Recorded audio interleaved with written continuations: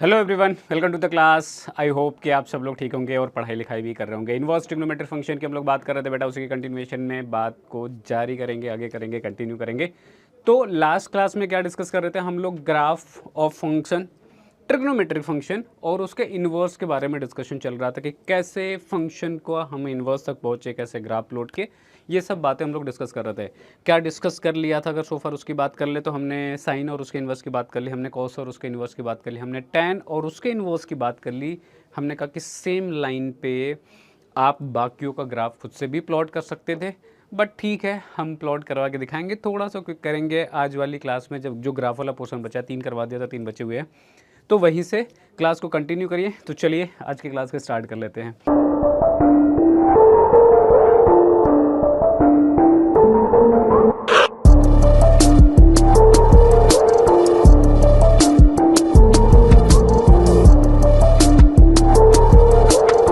बात करते हैं बेटा, अगर हम आएंगे तो जो मेरे पास बचा हुआ था ग्राफ, अगर मैं उसकी पर्टिकुलरली बात कर लूँ तो हम लोग बात कर रहे थे कॉट की। ठीक है, टैन की बात हमने कर ली थी, टैन पे बात हो गई थी, तो कॉट पे बात कर लेते हैं। कॉट के बारे में क्या क्या पता है थोड़ा सा। मैंने आज ग्राफ प्लॉट पहले किया क्योंकि हम उस पर टाइम वेस्ट नहीं करना चाहते थे। ऑब्वियसली चैप्टर नंबर 3 में आपने भी पढ़ा हुआ है टैन का ग्राफ, कॉट का ग्राफ, सबका ग्राफ, तो वो बात तो आपको भी कोई प्रॉब्लमेटिक नहीं लगनी चाहिए। चलो, मुद्दे की बात क्या थी? मुद्दे की बात ये थी कि मेरे पास फंक्शन क्या है, कॉट एक्स है। कहाँ डिफाइंड होता है? तो हमने कहा कि कॉट होता क्या है, कॉस बटा साइन। साइन जहाँ पे जीरो होगा वहाँ पे अनडिफाइंड हो जाएगा। कहाँ पे साइन जीरो होता है? तो मल्टीपल ऑफ पाई पे होता है। तो इसमें से मल्टीपल ऑफ पाई हटा दिया, जो बच गया इसका आपके पास डोमेन हो गया, और ये आर के लिए डिफाइंड फंक्शन है। ये बात हम लोग कॉट के केस में जानते हैं। ग्राफ की बात करोगे तो ग्राफ कुछ इस तरीके से प्लॉट होता है, सबको पता है, राइट है, सबको देख लो। अगर बात करोगे बाइजेक्टिविटी की, क्या ये फंक्शन बाइजेक्टिव है, 1 1 ऑन 2 है, तो मैंने कहा कि हॉरिजॉन्टल लाइन टेस्ट जैसे ही करते हैं, ये बात दूध का दूध और पानी का पानी हो जाता है, राइट। कहीं पे भी अगर कोई ऐसी एक लाइन एग्जिस्ट करती, कोई हॉरिजॉन्टल लाइन ड्रॉ करके देख लो, जहाँ पे क्या हो रहा हो, ये मोर देन वन प्लेस पे अगर इसको कट कर रहा हो, तो इसका हम लोग कहते हैं कि फंक्शन बाइजेक्टिव नहीं है, क्योंकि वो मेनी वन हो गया। तो ये दिख रहा है कि मेनी वन है। अब मेनी वन हो गया तो फिर अगली कहानी क्या होती थी? हमने कहा कि फिर हम डोमेन को रेस्ट्रिक्ट करते थे फिर इसके आगे। अब अगर ये पूरे में नहीं है, मेरे पास फंक्शन क्या है, कॉट है।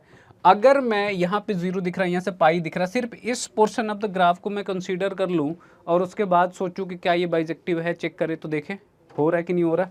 तो अगर मैं अगले फंक्शन की बात करूँ, इस पोर्शन ऑफ द ग्राफ जो कि यहाँ पे मेरे पास पाई है, हमने कहा कि फंक्शन का हमने डोमेन रेस्ट्रिक्ट कर दिया, और हम कहाँ पे ले रहे हैं? तो हमने कहा कि 0 से पाई के बीच में अगर कंसीडर कर लें, तो 0 से पाई के बीच में कंसीडर अगर मैं करता हूँ, ठीक है, मैंने यहाँ पे अगर आप देखोगे तो ओपन इंटरवल लगाया है, ठीक है, क्योंकि 0 मल्टीपल हमने कहा कि एन पाई पे नहीं ले सकते, तो 0 भी आ जाएगा एन पाई के मल्टीपल में और पाई भी आ जाएगा इटसेल्फ, हमने उसको हटा दिया है, ठीक है। तो आर में अगर मैं देखूँ तो ये मुझे फंक्शन मिलेगा। क्या ये बाइजेक्टिव है? तो यस इट इज़ बाइजेक्टिव। कोई भी हम हॉरिजॉन्टल लाइन टेस्ट कर सकते हैं। अगर बाइजेक्टिव है तो हमने कहा इसका ग्राफ हम लोग प्लॉट कर सकते हैं। बाइजेक्टिव है तो इसका हम लोग क्या कर सकते हैं, ग्राफ की प्लॉट करना। प्लॉट तो करेंगे, ये ऑलरेडी है ही प्लॉटेड। हमने कहा कि 0 से पाई में अगर हमने ये कंसीडर कर लिया बेटा, अगर 0 से पाई में कंसीडर कर लिया हमने, तो हमने कहा कि अब ये बाइजेक्टिव है। अगर ये बाइजेक्टिव है तो अब इसका इन्वर्स एग्जिस्ट करेगा, और अगर इसका इन्वर्स एग्जिस्ट करेगा, और डोमेन क्या लिया हमने, 0 से पाई लिया, जो कि रिस्ट्रिक्टेड डोमेन कहलाएगा। तो हमने कहा कि अगर मेरे पास फंक्शन जो था कॉट एक्स था, तो हमने कहा कि इसका इन्वर्स जो निकल के आएगा, आपको भी पता है क्या निकल के आएगा। अगर आप जी एक्स बोल दो उसको, जिसको कि आप एफ इन्वर्स ऑफ एक्स बोलना चाहते हो, तो हमने कहा कि जी एक्स बराबर क्या आ जाएगा, सेम लाइन पे हमने कहा कि इसको बोलेंगे हम लोग कॉट इन्वर्स ऑफ एक्स। क्या प्रोसीजर, यू नो ऑलरेडी इतना डिस्कस करवा चुके हैं। ये हो गया। इन्वर्स में क्या होता है? हमने कहा कि डोमेन और कोडोमेन आपस में चेंज हो जाते हैं, या फिर बोल लो कि डोमेन और रेंज आपस में इंटरचेंज हो जाते हैं, राइट। क्योंकि बाइजेक्टिव हमने बना दिया डोमेन को रिस्ट्रिक्ट करके, तो हम कोडोमेन को रेंज बोल सकते हैं। अब अगर यहाँ पे हमने बात करी तो हमने कहा कि जो जी है, जो आपका कॉट इन्वर्स एक्स है, कहाँ पे डिफाइंड होगा? तो हमने कहा कि रेंज और इसके डोमेन को इंटरचेंज कर दो, तो ये R2 कहाँ पे 0 से पाई के लिए डिफाइंड हो जाएगा, राइट है। एक तो ये, फिर हमने कहा कि जब हम उसका इन्वर्स करते हैं तो एक्सिस को इंटरचेंज कर देते हैं, तो सेम लाइन पे हमने क्या करा, इसको घुमा के यहाँ पे रख दिया, और या फिर वैसे बोल लो या फिर इस लाइन के अबाउट मिरर इमेज बना दो, जैसी मर्जी आपकी, आपको ये ग्राफ मिल जाएगा जो कि किसका ग्राफ है, तो ये आपके पास कॉट इन्वर्स एक्स का ग्राफ है। एफ एक्स बराबर ये क्या है बेटा, एफ एक्स बोल दो, जी एक्स बोल दो, जो भी बोलना चाहो, ठीक है। ये क्या हो गया आपके पास, कॉट इन्वर्स एक्स हो गया, और ये इसका ग्राफ हो गया। क्लियर है, डोमेन को डोमेन याद रहेगा, मेन मुद्दे की बात तो वही है। और यही हमने कहा कि ये इसका क्या हो जाएगा, प्रिंसिपल वैल्यू ब्रांच होगा। ठीक बात है, क्या हो जाएगा, ये इसका प्रिंसिपल वैल्यू ब्रांच हो जाएगा। तो होपफुली यहाँ तक समझने में किसी को कोई दिक्कत नहीं है, राइट है। चले आगे बात करें, तो हमने कहा कि यस, चलो तो अगले फंक्शन की तरफ अगर आप बढ़ते हो, तो इसका मैंने ऐसे भी ग्राफ, हमने इसको थोड़ा सा, क्योंकि ये फेडेड लग रहा था, मैंने पीछे में देखा था ग्राफ में, तो इसलिए मैंने इसको यहाँ पे फिर से खुद से प्लॉट कर दिया है। बाकी रेफरेंस के लिए ये भी रहेगा, आप इसको भी देख सकते हो। अगला जो फंक्शन है आपका सेक फंक्शन होता है। सेक फंक्शन पे फिर से बेसिक बातें अगर आप करोगे, तो हमने कहा कि एफ एक्स कैसे डिफाइंड है, तो ये आपके पास सेक एक्स हो जाएगा, सिंपल है, सेक एक्स हो जाएगा।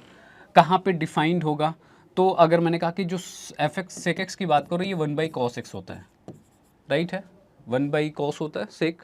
तो हमने कहा कि जहाँ पे cos 0 होगा, यहाँ पे इसको दिक्कत हो जाएगी, ये 0 can not be equals to 0 cos। तो हमने कहा कि फिर क्या करें, हमने कहा कहाँ पे 0 होगा, ऑड मल्टीपल ऑफ पाई/2 पे होगा, हटा दो। वैसे जनरली एफ कहाँ पे डिफाइंड है सेक एक्स की अगर बात करोगे, तो हमने कहा कि उस ऑड मल्टीपल ऑफ पाई को हटा दो आर में से, बाकी जगह पे ठीक है, तो आर में से हमने रिमूव करा ऑड मल्टीपल ऑफ पाई/2, राइट, पाई/2। और हमने इसकी वैल्यूज़ को देखिए कि ये कहाँ पे मिलती हैं, तो r-1 से 1 के लिए मिलती है वैल्यूज़। अगर आप इसके ग्राफ को देख रहे हो, तो हमने कहा कि इसके भी ग्राफ को देखना और सेक के भी ग्राफ को देखना, यू विल फाइंड कि इसकी जो वैल्यू होती है ना, -∞ टू -1, -∞ टू -1 और 1 टू इन्फिनिटी के लिए मिलती है, ठीक है। आप ये ऐसे बोल दो, या फिर सिंपली ये कह दो कि इसकी वैल्यू कभी भी -1 से 1 के बीच में लाइन नहीं करती है।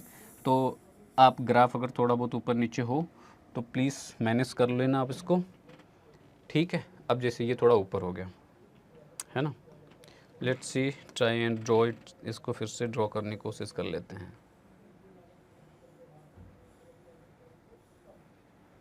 ठीक है। तो हमने कहा कि -1 से 1 के बीच में इसकी वैल्यूज़ नहीं मिलती हैं आपके पास, ठीक है। तो ये मेरे पास ग्राफ है। अब अगर ये ग्राफ है, हमने कहा कि अगर बाइजेक्टिविटी के लिए मैं चेक करूं, हॉरिजॉन्टल लाइन टेस्ट करूं, कहीं पे भी कर लो आप, हमने कहा कि यू विल फाइंड कि ये क्या कर रहा है, मोर देन 1 प्लेस पे कट कर रहा होगा, किसको, ग्राफ को, और बहुत ही क्लियरली आपको दिख जाएगा कि ये बाइजेक्टिव तो नहीं है। क्या बेटा, ये बाइजेक्टिव तो नहीं है, आपको ये बात दिख रही होगी, ठीक है। अगर ये बात दिख रही है, तो हमने कहा कि ये बाइजेक्टिव नहीं है। बाइजेक्टिव नहीं है तो फिर क्या करना पड़ेगा, आपको बाइजेक्टिव बनाना होगा। अगर मैं -π/2 से +π/2 में इसको लेता हूँ, तो आपको दिखेगा कि ये फिर से अगर हॉरिजॉन्टल लाइन ड्रॉ करूँगा, तो ये फिर से ग्राफ क्या करेगा, 2 जगह पे कट कर देगा। फिर मेरे पास क्या ऑप्शन है, हमने कहा कि अगर मैं इस सेक के ग्राफ को अगर मैं 0 से पाई के लिए ले लूँ, 0 से अगर मैं पाई में इसको कंसीडर कर लूँ, यहाँ पे π/2 है, यहाँ पे मेरे पास है पाई, ठीक है। तो ग्राफ का पोर्शन जो मिलेगा ये वाला मिलेगा, और इसका हाफ मिलेगा यहाँ से, बाकी रिमूव हो जाएगा। तो हमने अब डोमेन को रिस्ट्रिक्ट कर रहे हैं हम लोग इस फंक्शन के, और अगर डोमेन को रिस्ट्रिक्ट कर दिया और बोले कि हम कहाँ पे ले रहे हैं, तो हम ले रहे हैं 0 से पाई के लिए।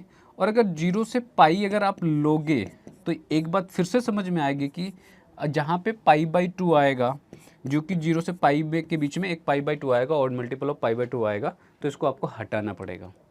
हटा दिया, बाकी यहाँ पे r-1 to 1, ठीक है। दो में रेस्ट्रिक्ट करेंगे और फिर हमें मिलेगा क्या, ये पोर्शन ऑफ द ग्राफ, ठीक है।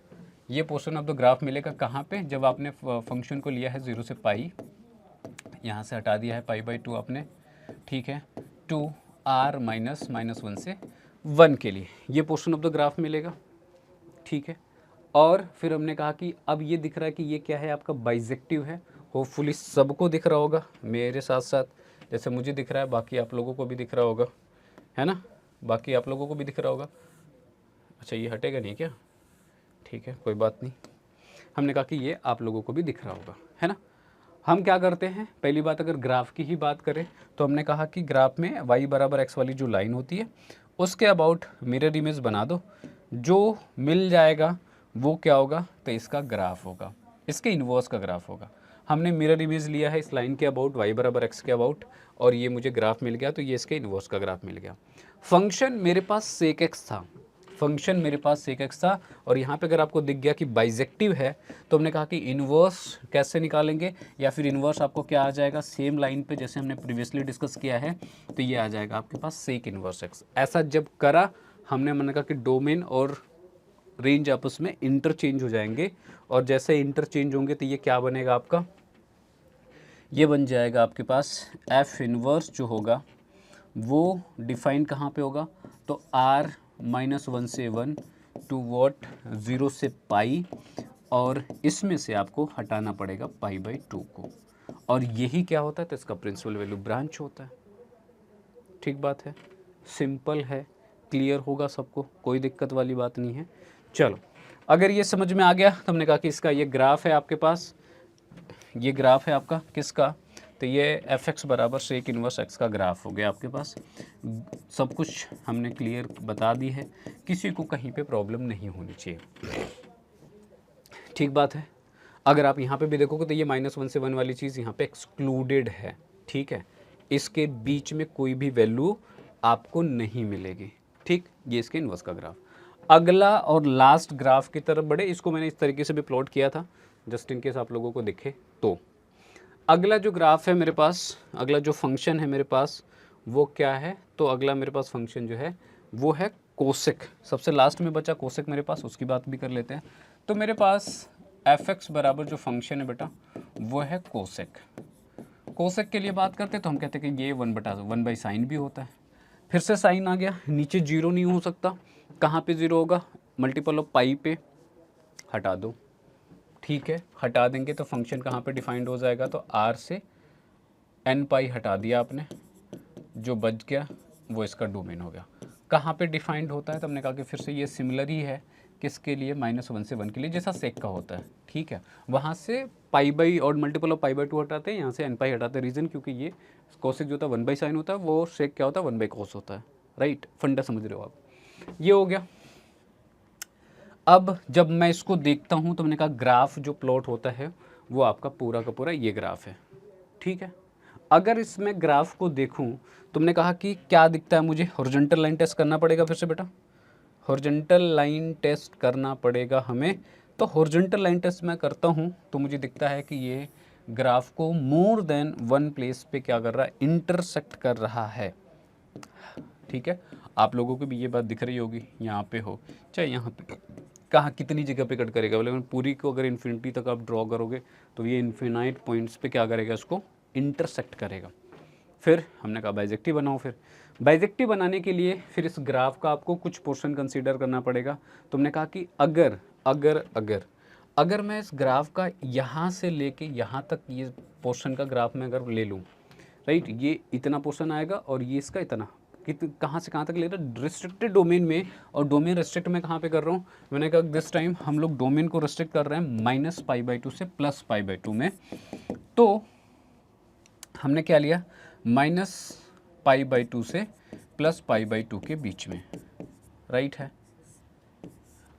-π/2 से +π/2।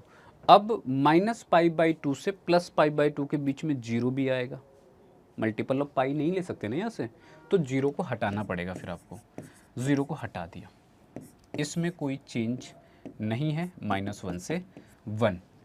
डोमेन रेस्ट्रिक्ट किया, मुझे दिख गया कि रेस्ट्रिक्टेड डोमेन में जो आपके पास फंक्शन का ग्राफ बनेगा, हमने कहाँ से कहाँ तक लिया, तो -π/2 से +π/2 में अगर हमने कंसीडर कर ली है इस ग्राफ को, तो आपको समझ में आना चाहिए कि ये पोर्शन ऑफ द ग्राफ यहाँ ये आपको मिल जाएगा रेस्ट्रिक्टेड डोमेन में। ठीक है, ये है आपका रेस्ट्रिक्टेड डोमेन में ग्राफ, ये -π/2 +π/2 है और यहाँ पे माइनस का π/2। ठीक है, समझ में आती है सबको बात। तो ये हो गई मेरा ग्राफ। ठीक है, अब हमने कहा कि ये तो कहाँ पे हुआ, रेस्ट्रिक्टेड डोमेन में। रेस्ट्रिक्टेड डोमेन क्या है ये मैंने आपको यहाँ पे बता दी है। हम इसका क्या करेंगे, इन्वर्स करेंगे। अब यहाँ पे अगर देख रहे हैं तो हमने कहा कि इसमें तो ये अगर हॉरिजॉन्टल लाइन टेस्ट कर लें, यहाँ पे भी करके चेक कर लें क्या ये बाइजेक्टिव है कि नहीं है। ऑब्वियसली क्या दिख रहा है मुझे दिख रहा है कि ये ग्राफ को हॉरिजॉन्टल लाइन टेस्ट कहीं पे करने पे मुझे दिख रहा है कि एक जगह पे ही कट कर रहा है। तो इसका मतलब ये क्या है, तो हमने कहा कि ये बाइजेक्टिव तो है, और क्लियरली दिख रहा है, सबको दिख रहा है कि ये बाइजेक्टिव है, राइट।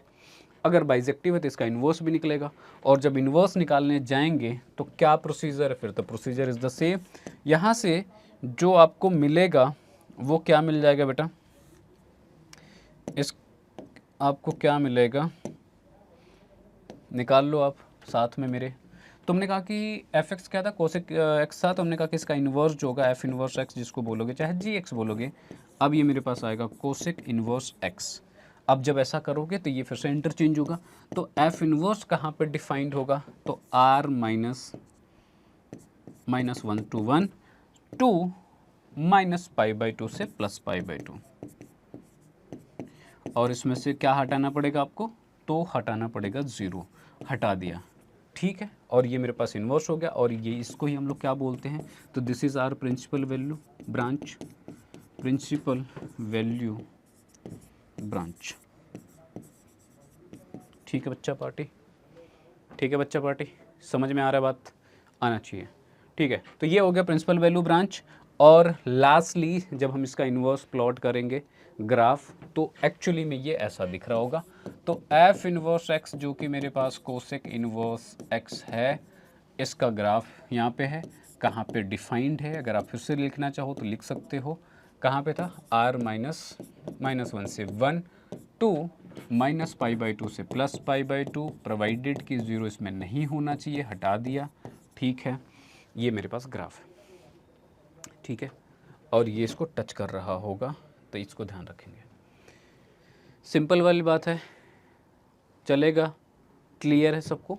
तो यहाँ पे ग्राफ वाला जो पोर्शन है बेटा, नाउ इट्स गट कंप्लीटेड, हमने कंप्लीट कर लिया। अगर ये आपको दिख रहा हो तो ठीक है, नहीं दिख रहा हो तो इसको देख लेना है, ठीक है। चलो मैंने वो दोनों चीज़ें रख दी हैं, प्लॉट कर दिया है। अब इसके बाद हम लोग कुछ इम्पॉर्टेंट बातें डिस्कस कर लेते हैं बिफोर हम लोग एक्सरसाइज पे जाएं। प्रोसीजर को समझ लेते हैं, क्वेश्चन कैसे सॉल्व करना है। उसके बाद हम ये बात भी समझेंगे कि हमको अगर कोई क्वेश्चन ऑब्जेक्टिव में पूछता है तो मैं देख के क्या आंसर बता सकता हूँ क्या किसी का, राइट। चलो इस मुद्दे पे सबसे दी मोस्ट इंपॉर्टेंट इस हाफ पोर्शन में अगर मैंने कहा कोई चीज़ है तो ये है बेटा, और इसको बहुत ही इंटेंट के साथ, फोकस के साथ ध्यान से देखना। मेरे पास ये फंक्शन है, इन्वर्स ट्रिग्नोमेट्रिक फंक्शन है, और इस सभी इन्वर्स ट्रिग्नोमेट्रिक फंक्शन के मेरे पास डोमेन है, और मेरे पास रेंज है जो कि प्रिंसिपल वैल्यू ब्रांच है basically. Sine inverse, cos inverse, cosec inverse, cot inverse, tan inverse, sec inverse, right. ये इसका डोमेन, ये इसका रेंज या प्रिंसिपल वैल्यू ब्रांच। जरा सुनो, जरा ध्यान से जरा सुनो, इसमें मैं क्या समझाने की आपको कोशिश कर रहा हूँ। हमने कहा कि इसमें जो मुझे आपको समझाना है वो ये कि आपको याद रखनी है प्रिंसिपल वैल्यू ब्रांच, है ना। क्या याद रखनी है, प्रिंसिपल वैल्यू ब्रांच। हमने कहा कि ज़रा दो हिस्से में इसको डिवाइड करते हैं, और 2 हिस्से में डिवाइड करके इसको समझने की कोशिश करते हैं। हमने कहा कि जब अगर किसी को, मुझे भी नहीं याद है ना, मुझे भी याद नहीं है, बट ध्यान से सुनना, कैसे याद रखोगे। हमने कहा कि 3 को एक साथ ले लो। मैं पहले ले रहा हूँ साइन इन्वर्स को, साइन इन्वर्स एक्स को, मैं ले रहा हूँ टैन इन्वर्स एक्स को, और मैं ले रहा हूँ साइन का रेसिप्रोकल क्या होता है, कोसेक इन्वर्स एक्स को। इतना तो याद रहेगा, साइन टैन और कोसेक इन्वर्स, है ना, sign inverse, tan inverse, cosec inverse, ठीक है। अगर कोई मेरे से बोले कि इसका प्रिंसिपल वैल्यू ब्रांच क्या होगा, तो मैं क्या बताऊंगा। हमने कहा सिर्फ एक चीज़ लिखो यहाँ पे, माइनस पाई बाई 2 से plus pi by 2, minus pi by 2 से प्लस पाई बाई 2, राइट, और माइनस पाई बाई 2 से प्लस पाई बाई 2। बोले सबका सेम होता सर क्या, हमने कहा कि सुनते चले जाओ। ये लिखा, ये लिखने के बाद क्लोज लगाया मैंने, इस पे ओपन लगाया मैंने, और इस पे फिर से क्लोज लगा दिया, राइट। अब क्योंकि कोसेक क्या होता है, 1/sin होता है। अगर जैसे हम लोग पीछे समझे थे उसी चीज़ को अगर मैं को रिलेट करूँ आप लोगों से, हमने कोसेक क्या होता है 1/sin, हमने कहा साइन जहाँ पे 0 होगा वहाँ पे दिक्कत होगी। साइन कहाँ पे 0 होगा, तो हमने कहा कि n पाई पे, राइट। साइन कहाँ पे 0 होता है, तो n पाई पे। अब जब n पाई की बात करोगे तो मैंने कहा कि वहाँ पे 0 पाई भी तो आएगा, राइट। और 0 पाई कहने का मतलब 0 आएगा। -π/2 से +π/2 कहने का मतलब क्या है, ये माइनस के π/2 से +π/2 है मेरा, राइट। तो इसमें 0 आएगा और 0 पे ये क्या हो जाएगा बेटा, तो ये अनडिफाइंड हो जाएगा। तो हमने कहा कि फिर मुझे वो चीज़ तो हटानी पड़ेगी यहाँ से, हमने कहा कि हटा दो। बात समझ में आ रही है। अगर यहाँ पे tan इनवर्स की बात करोगे तो क्या होता है, साइन बटा कॉस होता है। कॉस कहाँ पे होता है, ऑड मल्टीपल ऑफ π/2 पे। π/2 ये भी है, ये भी है, एक तो ये प्लस है, सॉरी ये प्लस वाला होगा। हमने कहा कि क्या इनमें से किसी को हटाने की ज़रूरत है, बोले कि सर π/2 को तो हटाना पड़ेगा। हमने कहा कि हमने उसको इंक्लूड ही नहीं किया है इसमें, तो कोई ज़रूरत नहीं है। यहाँ पे क्या होगा, क्लोज इंटरवल -π/2 से +π/2, सबको याद रहेगा, सिर्फ ये याद रखनी है। फिर हमने कहा कि दूसरे पार्ट पे चले आओ। दूसरे पार्ट पे जब बात करोगे तो हमने कहा कि अब रिमेनिंग 3 को एक साथ ले लो। रिमेनिंग 3 में अपने पास क्या है, कॉस इनवर्स x है, कॉट इनवर्स x है, कॉट इनवर्स x है, और उसके बाद आपके पास क्या बचा, तो सेक इनवर्स x है।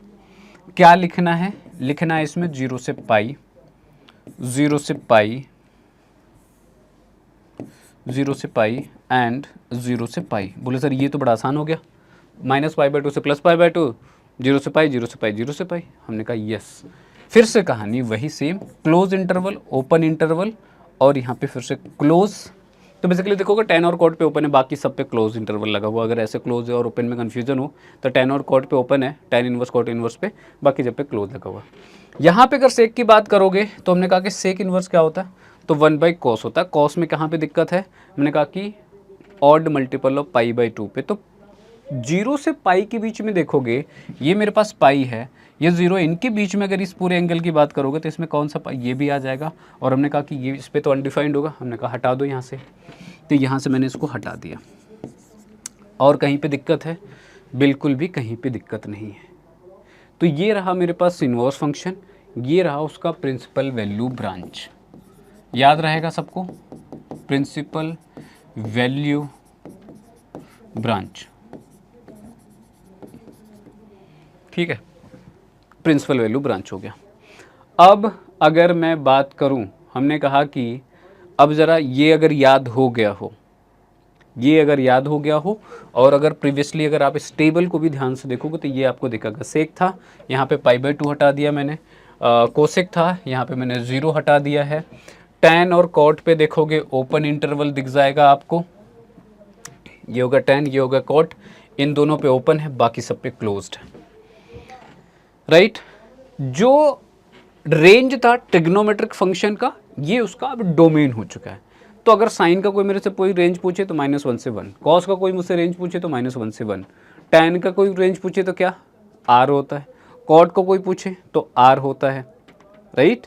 और क्या बचा, और बचा मेरे पास कोसेक और सेक, तो tan और कॉट क्या हो गया, r हो गया। साइन इनवर्स कॉस इनवर्स -1 से 1, और इसमें मैंने जब कहा कि सेक और कोसेक की बात करते हैं तो -1 से 1 के बीच को छोड़ के बाकी सारी वैल्यूज़ होती हैं, तो r में से -1 से 1 की वैल्यूज़ को हटा दो, जो बच जाएगा वो उसका डोमेन हो जाएगा। तो बेसिकली ट्रिग्नोमेट्रिक फंक्शन का जो रेंज था, अब वो यहाँ पे इन्वर्स ट्रिग्नोमेट्रिक फंक्शन में उसका डोमेन हो गया। तो ये तो याद रखने वाली चीज़ नहीं थी, पहले से पता थी। ये इसमें क्योंकि चेंज हुआ था, और ये भी एक्चुअली में ट्रिग्नोमेट्रिक फंक्शन का रिस्ट्रिक्टेड डोमेन है जो प्रिंसिपल वैल्यू ब्रांच कहला रहा है, राइट। तो सिंपल है, क्लियर है, अगर पहले भी समझ में आया तो यहाँ पे तक कोई दिक्कत नहीं होगी।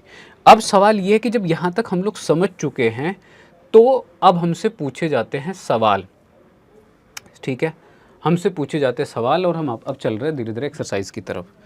चलो, मैं इन सभी क्वेश्चन को एक लाइन में आंसर बोल सकता हूँ, और पहली चीज़, और दूसरी चीज़ मैं इनका डायरेक्ट आंसर मारने के साथ साथ पूरे प्रोसीजर से क्वेश्चन अगर मेरे से पूछे तो प्रोसीजर वे में भी सॉल्व कर सकता हूँ। डिपेंडिंग, ऑब्जेक्टिव पूछता है तो मैं एक लाइन में किसी का भी आंसर मारूंगा।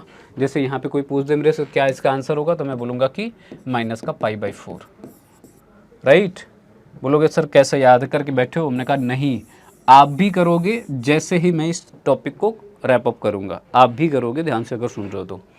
कैसे करेंगे सर, हमने कहा कि आ जाओ, इनमें से कोई सा भी एक पिक कर लो, पहले प्रोसीजर समझ लेते हैं कि प्रोसीजरली हम कैसे करेंगे। जैसे पहला क्वेश्चन मेरे पास कि साइन इनवर्स माइनस का 1/2 है, तो आपको इसका प्रिंसिपल वैल्यू बताना है कि क्या होगा। क्वेश्चन में बोलेगा कि प्रिंसिपल वैल्यू ही पूछ रहा है, और अगर नहीं बोला है, कुछ भी सॉल्व करने के लिए बोला है, तब भी आपको प्रिंसिपल वैल्यू ही निकालनी है, अनलेस कि इट इज मेंशन्ड कि आपको इस इंटरवल में इसकी वैल्यू निकालनी है, राइट। और वो करेगा नहीं क्योंकि वो सिलेबस का पार्ट नहीं है अभी, राइट। चलो आ जाओ, इसका सोल्यूशन पे बात कर लेते हैं। हमने कहा कि पहला क्वेश्चन था और कह रहा है कि find the value of sine inverse minus का 1/2, राइट। हमने कहा कि इसकी कुछ तो वैल्यू होगी, इसकी कुछ तो वैल्यू होगी, हम इस पे लेट कर लेते हैं कि चलो इसकी वैल्यू क्या है, y है, कुछ तो होगी, y है, ठीक है। अगर ये y है तो हमने कहा कि इसको मैं सॉल्व करना स्टार्ट कर रहा हूँ, ध्यान से देखते रहो। मैं इसको क्या लिख दूँ, साइन ऑफ y बराबर क्या हो जाएगा, ये माइनस का 1/2 होगा, राइट। साइन का y बराबर माइनस का 1/2 होगा। अब आपको क्या करना है, पहला स्टेप हो गया। अब यहाँ पे देखो कि ये जो भी इसके आर्गुमेंट में होगा, दो ही चीज़ें होंगी, या तो पॉजिटिव होगा या तो नेगेटिव होगा, राइट। यहाँ पे कोई भी वैल्यूज इन जनरल हो सकती हैं जो कि कहाँ पे आएंगी, तो हमने कहा कि जो भी इसके डोमेन में हो। अब डोमेन क्या है साइन इनवर्स का, उसके हिसाब से आपको देखना है।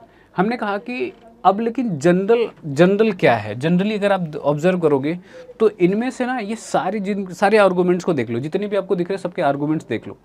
वो आर्गूमेंट कहीं ना आपको मोस्टली जो दिए जाते हैं वो 0 से 90s के बीच के जो स्टैंडर्ड एंगल है उनकी वैल्यूज दी जाती है इन जनरल। ऐसा नहीं कि सिर्फ यही होगा, देयर इज़ अ पॉसिबिलिटी कि कुछ अलग वैल्यू भी दे एग्जैक्ट एंगल पे, जैसे कि 0, 30, 60, 45, 90, इन सब चीज़ों को छोड़ के, राइट। बट जनरली अगर आप ऑब्जर्वेशन करोगे, जैसे कि ये पहली एक्सरसाइज में सारे के सारे वैसे दिए हैं, इसके आगे भी बात करोगे तो वो सारे वैसे दिए हैं। लेकिन कहीं अदर बुक आप एग्जाम्पलर उठा लो एनसीईआरटी का, आप आर डी शर्मा उठा लो, कोई और बुक उठा लो, तो वहाँ पे पॉसिबिलिटी है कि कुछ और आपको भी दे सकता है। लेकिन अगर आप टेक्स्ट बुक को फॉलो करोगे तो वो मोस्टली जो एंगल देंगे वो कोई ना कोई एक पर्टिकुलर एंगल पे वैल्यू दे रहा होगा। हमने कहा कि फिर आपको सोचना भी वैसे ही है कि आप सोचो कि ये 1/2, अब यहाँ पे पॉजिटिव हो सकता है, निगेटिव हो सकता है, दोनों वैल्यूज होंगी। हमने कहा कि निगेटिव को फर्स्ट अप्रोच में आपको इग्नोर मारना है। क्या करना है आपको, इग्नोर मारना है। और ये जो वैल्यू गिवन है, आप सोचो कि 0 से 90 के बीच में साइन की किस एंगल पे ये वैल्यू मिलती है आपको। हमने कहा कि 1/2 लिखा हुआ है। 1/2 कहाँ मिलता है, तो हमको पता है कहाँ मिलता है, वो 30 डिग्री पे। अगर 30 डिग्री पे, तो हमने कहा सिर्फ उसको लिखो। क्या करना है आपको, उसको लिखना है। तो साइन ऑफ y बराबर क्या हो गया, माइनस को मैंने कुछ नहीं किया है, हमने -1/2 के लिए बात नहीं करी, हमने कहा कि माइनस को रहने दो, सिर्फ उसके पॉजिटिव के हिसाब से सोचो। तो हमने कहा कि इस 1/2 को मैं क्या लिख सकता हूँ, साइन ऑफ π/6 लिख सकता हूँ, राइट है, साइन π/6 लिख सकते हैं। हमने कहा ठीक है। अब दोनों तरफ कंपैरिजन कर लेता, अगर ये निगेटिव नहीं होता तो मैंने कहा कि कोई बात नहीं, इस निगेटिव को रिमूव करो। रिमूव कैसे करोगे, हमने कहा कि कैसे कर सकते हैं, हमने कहा कि हम ऐसे कर सकते हैं कि इसको अगर मैं साइन माइनस ऑफ थीटा लिखूँ, क्योंकि मुझे क्या पता है कि साइन माइनस ऑफ थीटा क्या होता है, तो ये होता है माइनस साइन थीटा, राइट। तो मैं इसका उल्टा भी तो लिख सकता हूँ ना। तो अगर मैं इसको ऐसे लिख दूँ तो चलेगा, बिल्कुल चलेगा, दौड़ेगा, भागेगा, है ना। तो अब दोनों तरफ साइन है, कंपैरिजन करूँगा, क्या मिल जाएगा, माइनस का π/6। क्या सवाल ख़त्म हो गया यहाँ पे। हमने कहा कि technically yes but not as well. क्या मतलब इस बात का, हमने कहा कि जब इस तरीके से आप करोगे, अगर मैंने कहा कि साइन माइनस साइन थीटा था, तो कोई ये भी तो बोल सकता था π+θ हो, उसमें भी साइन निगेटिव होगा आपका। साइन निगेटिव कहाँ पे होता है, थर्ड और फोर्थ में होता है। साइन अगर मैंने माइनस ऑफ थीटा कर दिया तो माइनस फिर थीटा करने से आप फोर्थ में चले गए, इसलिए निगेटिव मिल गया। बट अगर कोई π+ भी थीटा करेगा तब भी तो जाएगा यहाँ पे फोर्थ थर्ड में, वहाँ पे भी साइन निगेटिव होगा, राइट। लेकिन हमने वो नहीं किया, हमने कहा कि हमने माइनस किया। हमने कहा कि ठीक है, जिस भी अप्रोच से आप जाते हो, बस इतना ध्यान रखना कि यहाँ पे ये जो वैल्यू आई, क्योंकि ये इन्वर्स ट्रिग्नोमेट्रिक फंक्शन है, इन्वर्स ट्रिग्नोमेट्रिक फंक्शन की वैल्यू कहाँ पे आ सकती है, हमने कहा कि जो भी इसका प्रिंसिपल वैल्यू ब्रांच है वहीं पे तो आएगी। राइट। बोलो कि उसके बाहर नहीं आ सकती क्या? हमने कहा कैसे आ सकती है, क्योंकि उसके बाहर तो वो बाइजेक्टिव ही नहीं था, इन्वर्स एग्जिस्ट नहीं कर रहा था, पहली चीज़। दूसरी हमने कहा कि या तो स्पेसिफिक इंटरवल आप बताओ। हमने कहा कि इसके अदर देन दिस कोई मैंने अदर इंटरवल डिस्कस नहीं करवाया आपसे। और जब बोलता है कि प्रिंसिपल वैल्यू ही निकालनी, तो प्रिंसिपल वैल्यू को लेके चलने, अदर का मुझे सोचना भी क्यों है? अगर सिर्फ इसकी वैल्यू की बात है और कुछ भी नहीं बोला गया है, तो देयर इज़ अ पॉसिबिलिटी कि बहुत सारे डिफरेंट इंटरवल हो। हालांकि जो भी डिस्कस मैंने वो भी नहीं करवाया है, क्योंकि है नहीं आपके सिलेबस में। बट फिर भी अगर ऑनेस्टली अगर आप स्पीकिंग कि जब अगर वैसा कुछ होगा तो जनरल तो यही होना चाहिए। बट हमने कहा कि हमारा सारा डिस्कशन प्रिंसिपल वैल्यू ब्रांच तक ही है, हम इसमें में लिमिटेड रहेंगे। तो इसकी वैल्यू हमने कहा कि जो भी आएगी वो इसमें ही आ सकती है, अपने रेंज के बाहर तो नहीं जाएगा ना, उसका रेंज ही तो क्या प्रिंसिपल वैल्यू ब्रांच है। तो हमने कहा कि चेक करो कि ये जो इसमें बिलोंग कर रहा है कि नहीं कर रहा है। क्या करना है इसके बाद? आपको चेक करना है इज इट -π/2 से इन बिटवीन -π/2 से +π/2। इफ सो फिर तो ये आंसर है, इफ नॉट फिर ये गलत है। तो गलत कहां पे हो सकता था? गलत कहां पे हो सकता था? हमने कहा कि कोई अगर पाई प्लस कर देता है इसको तो टेक्निकली वो सही है, लेकिन ये वैल्यू जो आती, अगर मैं यहाँ पे साइन माइनस ऑफ थीटा करने के बजाय मैं ऐसे कर देता कि साइन पाई प्लस थीटा क्या होता है, तो माइनस साइन थीटा होता है, राइट। ये बात तो सबको पता है ना, ये भी ऐसे होता है। हमने कहा कि कोई ये भी लगाता, अगर कोई ऐसा कर रहा होता तो पाई प्लस π/6 आता, और ये क्या आ जाता आपके पास 7π/6, जो कि कहाँ पे बिलोंग करता था? कहीं ना कहीं यहाँ पे बिलोंग करता, विच इज़ थर्ड क्वाड्रेंट। और अगर थर्ड क्वाड्रेंट की बात करूँ तो मैंने कहा कि यहाँ पे हो गया। और हमने कहा कि हमको जो वैल्यू चाहिए वो -π/2 से +π/2 में चाहिए, इस एंगल में चाहिए। तो हमने कहा कि ये तो फिर इसके अंदर बिलोंग नहीं करता, उस केस में ये -π/2 से +π/2 के बीच में तो नहीं है, राइट। और कोई पॉसिबिलिटी? हमने कहा कि ये ऐसा होता तो फिर इसमें बिलोंग नहीं करता। तो फिर आप यहाँ पे अगर किसी ने ऐसे किया है उस निगेटिव को रिमूव करने के लिए, तो वो यहाँ पे गलत हो जाता। तो हम जब ऐसा कर रहे हों, पाई प्लस पाई माइनस या फिर जो भी आप लगा रहे हो, साइन माइनस ऑफ थीटा लगा रहे हो, तो हमने कहा कि ध्यान इस बात का रखना है कि जो प्रिंसिपल वैल्यू ब्रांच है आप कोशिश करो कि उसी में आपके पास वैल्यूज़ आए।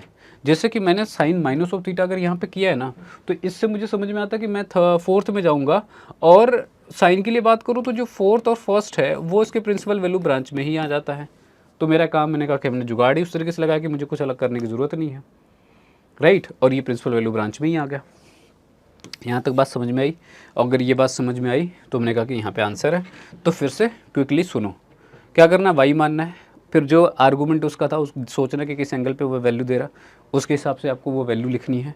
फिर आपको जब ये नेगेटिव अगर पॉजिटिव आता है यहाँ पे, फिर क्या दिक्कत कोई होती क्या? हमने कहा पॉजिटिव दिक्कत होती नहीं, क्योंकि वो फर्स्ट में ही जाता और सबके लिए वो जाता, ठीक है। तो नेगेटिव था इसलिए मैंने माइनस को बाहर करके सोचा मैंने, पॉजिटिव होता तो मुझे कोई दिक्कत ही नहीं होती, मैं डायरेक्ट एंगल लिखता यहाँ पे। और जब लास्ट वैल्यू मैं लिख रहा हूँ तो हो सकता है कि मैंने कहीं पे कुछ गलत किया हो या फिर कुछ अलग लगा दिया हो, तो मेक श्योर कि ये इसके प्रिंसिपल वैल्यू ब्रांच में, और अगर प्रिंसिपल वैल्यू ब्रांच में बिलोंग कर रहा, जो कि आप ऐसे हमेशा ड्रॉ करके आप चाहो तो इसको चेक कर लेना, और अगर ऐसा है तो दिस इज़ योर आंसर। एक दो क्वेश्चन और करते हैं, दूसरे क्वेश्चन पे आओ। हमने कहा कि अगर इसके हमें किसी और क्वेश्चन को ले लूँ, लेट से दूसरा ही ले लेते हैं, जो कि क्या है, कॉस इनवर्स √3/2 है। क्या है बेटा? Cos inverse √3/2। तो अगर मैं कॉस इनवर्स √3/2 की बात करूं, इसको y मान लेते हैं कि लेट ये जो है y है, जो कि क्या है आपके पास कॉस इनवर्स √3/2 है। आर्गुमेंट इसका क्या है? पॉजिटिव है ना। आर्गुमेंट क्या है इसका? पॉजिटिव है। हमने कहा क्या तरीका है सोचने का? हमने कहा कि सोचते हैं क्या तरीका? तो हमने कहा कि पहले तो इसको ये लिखो कि ये हो गया कॉस y, फिर ये √3/2। सोचो कि √3/2 किस एंगल पे आएगा? तो हमने कहा कि हमको पता है कि √3/2 कहाँ पे आता है? 30 डिग्री पे। 30 डिग्री पे कहने का मतलब इसको मैं क्या लिख सकता हूँ? cos π/6 लिख सकता हूँ, cos π/6 लिख सकता हूँ। और यहाँ से अगर है तो हमने कहा कि y की वैल्यू क्या आ गई? π/6 आ गई। क्या मैं इसको आंसर बोल दूँ? हमने कहा कि before you do that please check कि is it belonging to principal value branch और not of cos inverse. Cos inverse के केस में मुझे क्या पता है कि 0 से पाई इसका क्या होता है? प्रिंसिपल वैल्यू ब्रांच होता है।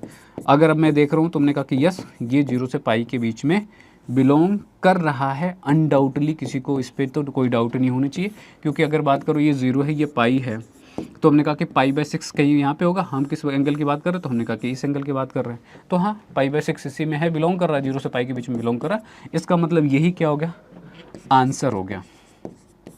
क्या हो गया बेटा, ये आपका, तो यही आपका आंसर हो गया। ठीक है, कोई दिक्कत नहीं है, एकदम स्मूथ जा रहा है। हमने कहा कोई एक और भी ले लेते हैं, कोई और भी ले लेते हैं, जस्ट टू मेक श्योर। और अगर मेरे पास मैं बात करूँ, मेरे पास साइन में कुछ है क्या? ठीक है, चलो तो यहाँ पे कौन सा ले लिया जाए इसमें से? कॉट के लिए बात कर लें, कॉट के लिए, कॉस के लिए, किसी के लिए भी बात कर लेते हैं। तो अगर मैं बात करूं, लेट्स से सेक के लिए बात कर सकते हैं, किसी के लिए, किसी को पिक कर लो आप अपनी मर्ज़ी से। हमने कहा कि अगर मैं tan इनवर्स की बात कर लूं, या फिर चलो कोसेक की बात कर लेते हैं। थर्ड क्वेश्चन पे आ जाओ उसी सीक्वेंस में। तो अगर इसी सीक्वेंस में हम लोग बात कर रहे हैं, तो कहाँ गया, यहाँ पे, यहाँ पे क्या है बेटा, ये है आपका कोसेक इनवर्स 2, कोसेक इनवर्स 2। तो हम इसको लेट कर लेंगे y, और ये क्या है, तो कोसेक इनवर्स, और ये क्या मिलेगा आपको, तो 2 है। पॉजिटिव गिवन है, हो सकता है नेगेटिव भी गिवन होता, दोनों देख लेंगे एक बारी, पॉजिटिव नेगेटिव दोनों करके इसका कंपैरिजन भी देख लेते हैं सेम टाइम पे। हमने कहा कि हमको इसको क्या लिखना है, आपको कोसेक y होगा ये, और यहाँ पे लिखा हुआ 2। हमने कहा कि 2 किस वैल्यू पे आपको मिलता है कोसेक के लिए, तो हमने कहा कि कोसेक साइन का रेसिप्रोकल होता है। साइन 1/2 कहाँ पे देता, 30 डिग्री पे, तो कोसेक भी कहाँ पे देखा, 30 डिग्री पे देखा। इसका मतलब 30 डिग्री कहने का मतलब क्या है, तो ये है आपका π/6। इसको मतलब क्या लिख सकता हूँ मैं, कि कोसेक y बराबर मैं लिख सकता हूँ कोसेक π/6। y के लिए लिखा मैंने, कंपैरिजन किया, π/6 आया। अब ये है कि क्या इसके, ये कोसेक के प्रिंसिपल वैल्यू ब्रांच में बिलोंग करता है क्या? हमने कहा कि हाँ, आप इसको देख लो, कोसेक का प्रिंसिपल वैल्यू ब्रांच क्या है, तो -π/2 से +π/2 एक्सक्लूडिंग 0, राइट। तो ये क्या है आपके पास, -π/2 से +π/2, और यहाँ पे क्या करना है आपको, 0 को एक्सक्लूड कर देना है, दैट्स इट। तो इसके बाद ये मेरे पास आंसर हो गया। मैं अब इससे ज़्यादा इस पर नहीं सोचूंगा। लेकिन एक कंपैरिजन के लिए हमने कहा कि यहीं पे अगर मान लो तो ये निगेटिव होता, फिर अगर निगेटिव होता तो हमने कहा कि फिर भी मानते, तो मैं ऐसे ही करने का तरीका तो यही है। लेट्स से ये कोसेक इनवर्स -2 होता, तब क्या करते, हमने कहा कि फिर यहाँ पे इसको लिखते कोसेक ऑफ y, और ये होता -2। कोसेक ऑफ y बराबर लिखते हम लोग क्या, माइनस को बाहर ही रखते। हमने कहा सोचने का तरीका तो आपको यही पता है, तो ये फिर से कोसेक क्या बनता, π/6 ही बनता, राइट। अब हमने कहा कि इस नेगेटिव को रिमूव करना है, नेगेटिव को रिमूव करना है। अब नेगेटिव को रिमूव करने के लिए फिर आपको सोचना पड़ेगा, कैसे करोगे। हमने कहा कोसेक माइनस ऑफ थीटा क्या होता है, माइनस कोसेक थीटा ही होता है। तो हमने कहा कि कोसेक के लिए बात करा, तो यहाँ से सिर्फ क्या आ गया, मैंने कहा कि यहाँ से सिर्फ इसको मैंने लिख दिया कोसेक ऑफ माइनस का π/6। कंपैरिजन करा, y की वैल्यू क्या आ गई, माइनस का π/6। फिर बात आई कि क्या इसको मैं आंसर बोल दूँ, तुमने कहा कि ये इसके प्रिंसिपल वैल्यू ब्रांच में है क्या, तो यस डेफिनेटली है, -π/2 से +π/2 में ये चीज़ आ जाएगी। तो इसका मतलब ये यही इसका आंसर है, राइट। एक चीज़ ज़रा अब नोटिस करो, मैं जो बोल रहा हूँ सुनो। हमने कहा कि अगर साइन कॉस टेन, अब यहाँ से मैं कंक्लूसिवली बता रहा हूँ, उस मुद्दे पे हम जा रहे हैं कि हम डायरेक्टली देख के आंसर कैसे बताएंगे, डायरेक्टली देख के हम आंसर कैसे बताएंगे, उसकी बात हो रही है। हमने कहा कि चाहे बात साइन इनवर्स की हो रही हो, राइट, चाहे बात टैन इनवर्स की हो रही हो, चाहे बात कोसेक इनवर्स की हो रही हो, इन तीनों के लिए जैसे मैंने 2 पार्ट में वहाँ पे याद रखने के लिए बोला कि इनकी प्रिंसिपल वैल्यू ब्रांच को कैसे याद रखोगे, उसी तरीके से यहाँ पे फिर अब इसके इवैल्यूएशन के लिए भी ध्यान रखेंगे। इन तीनों को मैंने क्लब किया है, बाकी रिमेनिंग 3 को एक साथ क्लब करके बताऊंगा। हमने कहा कि अगर ये x क्या हुआ आपके पास, ये जो आर्गुमेंट है इन सब का, अगर ये पॉजिटिव है, राइट, अगर ये पॉजिटिव है, अगर ये पॉजिटिव है, तो हमको क्या देखना है कि बस इतना सोचना है कि ये किस एंगल पे साइन के ये वैल्यूज़ आ रही होंगी, है ना। जैसे कि अगर साइन में मुझे 1/2 दिखा तो मुझे पता कि 30 डिग्री पे, अगर मुझे √3 बाई साइन में दिखता तो मैं कहता कि 60 डिग्री विच इज़ π/3, है ना। 1/√2 दिखता था मतलब π/4। अगर पॉजिटिव है तो मैंने कहा सिर्फ ऐसे सोचते, और हमने कहा कि जिस भी एंगल पे वैल्यू आ रही थी वही एंगल जो होगा यहाँ से वो आंसर हो जाएगा। डायरेक्टली कुछ भी नहीं सोचना है कि अगर ये पॉजिटिव निकला तो जिस भी एंगल पे वो वैल्यू आ रही है उसके हिसाब से वही आंसर हो जाएगा, कोई दिक्कत नहीं है, राइट। एग्जाम्पल, हमने कहा कि अगर मेरे पास साइन √3/2 होता, ये पॉजिटिव है, साइन इनवर्स यहाँ पे, अगर मेरे पास यहाँ पे साइन इनवर्स 1/√2 होता, अगर मेरे पास साइन इनवर्स 1/2 होता, सारे पॉजिटिव हैं। √3/2 से साइन के किस एंगल पे आता है आपको पता, 60 डिग्री। 60 डिग्री कहने का मतलब π/3, ये इसका आंसर है। 1/√2 कहाँ पे मिलता है, π/4, ये इसका आंसर है। ये कहाँ पे मिलता है, 30 डिग्री पे, ये इसका आंसर। ज़्यादा दिमाग नहीं लगानी है। अगर इसके अलावा अगर ये सारे के सारे एंगल्स, लेट से ये जो वैल्यूज़ हैं वो सारे के सारे निगेटिव हों, फिर हमने कहा कि अगर ये निगेटिव हुआ, जैसे कि अगर मैंने कहा कि साइन माइनस का √3/2 होता, अगर मेरे पास साइन इनवर्स माइनस का 1/√2 होता, अगर मेरे पास साइन इनवर्स माइनस का 1/2 होता, तो आपको क्या करना था। हमने कहा कि कुछ नहीं, अभी जैसे ये सारे लिखे ना मैंने पॉजिटिव के लिए, और वही सीधा बता दे कि वही इसका आंसर है।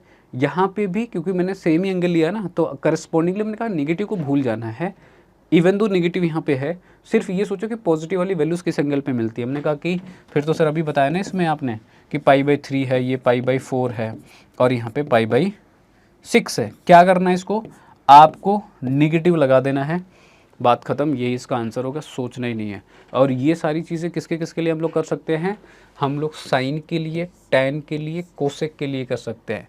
निगेटिव अगर हो है, दूसरा केस जो था हमने कहा कि अगर ये निगेटिव है, इसको हटा देता हूँ मैं अभी के लिए, अगर निगेटिव है तो सिर्फ पॉजिटिव है तो पॉजिटिव एंगल जो भी आया उसके हिसाब से बता दो। अगर ये साइन इनवर्स में क्या है, x निगेटिव है ना, ये जो आर्गुमेंट है आपके पास निगेटिव है। अगर निगेटिव है तो हमने कहा कि जो एंगल आएगा उस एंगल के बारे में सोचो, बट यहाँ पे बस माइनस लगा देना, दैट्स इट। और वैल्यू जब सोच रहे हो तो वो पॉजिटिव के हिसाब से ही सोचोगे, नेगेटिव के हिसाब से नहीं सोचना है। Hopefully you getting me, you all guys, right, है ना। तो ये बात ध्यान से सुनते रहो, अगर बात पल्ले पड़ रही है तो ठीक है, नहीं पड़ रही है तो भी बता देना मुझे। नहीं तो अगर ये चीज़ें नहीं समझ में आ रही तो प्रोसीजर आपके पास जो मैंने समझाया वो प्रोसीजर तो है ही, राइट। तो कोसेक इन्वर्स के लिए भी अगर मैं बात कर रहा हूँ और ये निगेटिव दिख रहा है, तो हमने कहा कि जैसे कि जिस एंगल पे ये वैल्यूज़ दिख रही हैं, पॉजिटिव वाले सोचो कि 0 से 90 के बीच में कौन सा एंगल मिल रहा है, किस एंगल पे मिल रहा है, वो एंगल लिखना है और साथ में निगेटिव लगा देना है, बात ख़त्म। किसके किसके लिए, फिर से सुन लो, साइन के लिए, टैन के लिए, कोसेक के लिए। अगर मैं बात करूं बाकियों के लिए, जैसे कि अगर मैं बात करूं कि मेरे पास रिमेनिंग में क्या बचा, तो कॉस इनवर्स x बचा, मेरे पास कॉट इनवर्स x बचा, मेरे पास सेक इनवर्स x बचा, राइट है। हमने कहा कि यही दो सिनेरियो बन रहे थे, या तो ये पॉजिटिव हो रहा होगा या ये निगेटिव होगा, या ये तो पॉजिटिव होगा या निगेटिव होगा, यही दो सिनेरियोस है, positive positive, negative negative, right. अगर मेरे पास ये पॉजिटिव है, हमको कुछ नहीं सोचना है, ये जो भी एंगल आ रहा है वही उसका आंसर है। यहाँ पे सबके लिए मैं बोल रहा हूँ, अगर पॉजिटिव आ रहा है तो यहाँ पे वही एंगल जो है इसका आंसर है। अगर निगेटिव आ रहा है तो हमने साइन के लिए, टैन के लिए, कोसेक के लिए क्या करा, उसको माइनस के साथ लिख दिया। यहाँ पे क्या करेंगे, हमने कहा कि यहाँ पे कुछ अलग करेंगे, और वो अलग क्या होगा कि हम उस एंगल को पाई माइनस करके लिखेंगे। क्या करेंगे बेटा, इसको हम लोगों को करना है पाई माइनस करके लिखना है यहाँ पे, और यहाँ पे क्या करना है मुझे, तो पाई माइनस करके लिखना है, राइट, है ना। बात समझ में आ गई होगी मैं क्या कह रहा हूँ। वो इसके लिए भी है, इसके लिए भी है, इसके लिए भी है, तीनों के लिए मैं बात कर रहा हूँ, याद रखना। और ये किसी भी वैल्यू के लिए मैं बात कर रहा हूँ। वैल्यूज़ दो ही तरीके की हो सकती हैं उसमें। उसमें आपको क्या कैसे देखना है, हमने कहा कि एक तो वो स्टैंडर्ड एंगल की वैल्यूज़ होंगी, जैसे कि अगर मैं साइन कॉस के रिस्पेक्ट में बात कर लूँ तो 1/2 हो गया, 1/√2 हो गया, √3/2 हो गया, 0 हो गया, 1 हो गया, यही पूछे 0 से 90 में वैल्यूज़ मिलेंगी। या फिर हो सकता है कोई इन जनरल वैल्यू भी दे दे जिस पे मुझे नहीं पता है, राइट, जिस पे मुझे नहीं पता है। तो उस केस में क्या करेंगे, हमने कहा कि हमको अगर जैसे साइन की वैल्यूज़ की बात करनी, तो हमने कहा कि 0 से स्टार्ट होकर कहाँ तक जाता है, 1 तक जाता है। अगर 0 से 90 की बात करूँ तो जनरली वैल्यू बढ़ रहा है 0 से 1 में। 1/2 देखूंगा तो पहले 0.5 है, ठीक है, फिर उसके बाद 1/√2 आया, फिर उसके बाद √3 2/2 आया, तो वैल्यू देखोगे वो बढ़ रहा है। तो अगर कोई मेरे पास कहीं पे अगर 0.75 जैसी कोई वैल्यू दे रहा हो, राइट, 7.5 कहने का मतलब क्या है कि आपके पास क्या हो जाएगा, जैसे कि 3/4 है ना, 3/4 करोगे तो कितना आ जाएगा, 3/4 करोगे आप तो 0.75 आ जाएगा, राइट। तो अगर कहीं पे मुझे साइन का क्या दिया हो, 3π/4 गिवन हो, अब ये पॉजिटिव भी हो सकता है, ये निगेटिव भी हो सकता है, ये क्या हो सकता है, ये पॉजिटिव भी हो सकता है और हो सकता है कि ये निगेटिव भी दे रहा हो, है ना, ऐसी पॉसिबिलिटीज़ हैं, बिल्कुल पॉसिबिलिटीज़ हैं। तो हमने कहा कि ये वैल्यू कहाँ पे बिलोंग कर रही होगी, तो हमने कहा कि पहली बात तो 0 से 90 के बीच में ही है, ये बात तो मुझे समझ में आता है अगर मैं सिर्फ पॉजिटिव को देख के बात करूँ मैंने, राइट। तो पॉजिटिव वाले में तो कुछ नहीं करना है, हमने कहा कि जिस भी एंगल पे वैल्यू आ रही होगी वही इसका आंसर होगा, बेसिकली वो यही एंगल लिखा जाएगा। इसके लिए कोई स्पेसिफिक एंगल डिसाइड तो है नहीं, 0.75 किस एंगल पे आता मुझे एग्जैक्ट तो पता है नहीं, तो मैंने क्या करा, इसी को आंसर बोल दिया। अगर निगेटिव हुआ तो मैं क्या करूँगा, मैंने कहा कि फिर इसको आप निगेटिव के साथ आंसर करोगे, ठीक है। कैसे लिखोगे, तो इसका आंसर जो मेरे पास होगा वो आंसर होगा माइनस का साइन इनवर्स और ये यहाँ पे 3/4 लिखोगे आप, राइट। किसके लिए, साइन के लिए बात कर रहा हूँ, और सेम कहानी tan इनवर्स के साथ, कोसेक इनवर्स के साथ। अगर इसके अलावा मेरे पास किसी और के लिए ये बात पूछी जाती, राइट। अब अगर तो इसके अलावा क्या बचा, तो हमने कहा कि मेरे पास कॉस बचा, राइट, मेरे पास कॉट बचा और मेरे पास सेक बचा। तो हमने कहा कि इनमें से किसी की भी बात कर लो। जैसे कि अगर हम लोग लेट से सेक की बात करते हैं तो सेक क्या होता है, कॉस का रेसिप्रोकल होता है ना, ये सारी कहानी इन्वर्स के लिए चल रही है, राइट। तो यहाँ पे अगर मैं सेक इन्वर्स के लिए बात कर रहा हूँ तो हमने कहा कि सेक इन्वर्स की वैल्यू क्या मिलती है आपको, स्टार्ट होती है 1 से, है ना, और कहाँ तक जाती है, तो जाती है इन्फिनिटी तक, राइट, ठीक बात है। और अगर मैं इसके 30 डिग्री पे बात करूं तो ये 2/√3 आता है ना, आगे बात करोगे तो √2 आता है, फिर 2 आता है, फिर इन्फिनिटी पे चला जाता है, राइट। यही है मेरे पास, इसी सीक्वेंस पे मेरे पास सेक की वैल्यू मिलती है ना, ठीक है। अब अगर ये सेक की वैल्यूज़ है तो मैंने कहा कि लेट से मुझे कोई वैल्यू गिवन है और वो वैल्यू गिवन है क्या मेरे पास, यहाँ पे अगर मैं ले लूँ लेट से 2.5 ले लेता हूँ, है ना, कोई भी एक वैल्यू मैं पिक कर लेता हूँ। यहाँ पे लेट से मैंने कहा कि सेक इनवर्स, यहाँ पे मैंने 2.5 ले लिया और इसी को मैंने निगेटिव के साथ भी लिया, तो यहाँ पे 2.5 मैंने ले लिया, राइट है, ठीक है। तो अच्छा, ये निगेटिव मैंने नहीं लिखा, निगेटिव लिख लेते हैं। हमने कहा कि सेम हमने क्या, निगेटिव वैल्यू भी ले ली। हमने कहा कि अगर पॉजिटिव है तब तो कोई दिक्कत नहीं है, ये अपने आप में ही यही आंसर है, कुछ भी नहीं करना है, यहाँ पे सिर्फ आंसर लिख दो, क्योंकि ये जिस भी पर्टिकुलर एंगल पे आ रहा होगा ये वैल्यू कहीं ना कहीं यहाँ पे बिलोंग कर रही होगी और उसके करस्पॉन्डिंग ये आपका आंसर हो गया। बट जैसे ही निगेटिव आया, जैसे निगेटिव, अभी इसका एग्जैक्ट एंगल तो मुझे पता नहीं है, राइट, 2.5 के लिए हमने कहा कि जैसे ही निगेटिव आया, क्योंकि ये सेक इनवर्स है, और सेम बात कॉट इनवर्स के लिए भी सेम बात कॉस इनवर्स के लिए, हम क्या करते थे, निगेटिव आते ही हम इसको पाई माइनस करके क्या लिख देते थे कि ये इसका आंसर हो जाएगा, राइट, ठीक है। फिर से एक बार समराइज कर दूं मैं, सुनो जरा। अगर पॉजिटिव एंगल्स आ रहा है, साइन कॉस कोसेक सबके लिए, 6 इनवर्स ट्रिग्नोमेट्रिक फंक्शन है सबके लिए, तो हमने कहा उसी पॉजिटिव एंगल पे मैंने वो जो मेरा होगा प्रिंसिपल वैल्यू होगा उसका, राइट। 0 से 90 के बीच में देखो किस स्टैंडर्ड एंगल पे वो मिल रहा है, सीधा आंसर करो।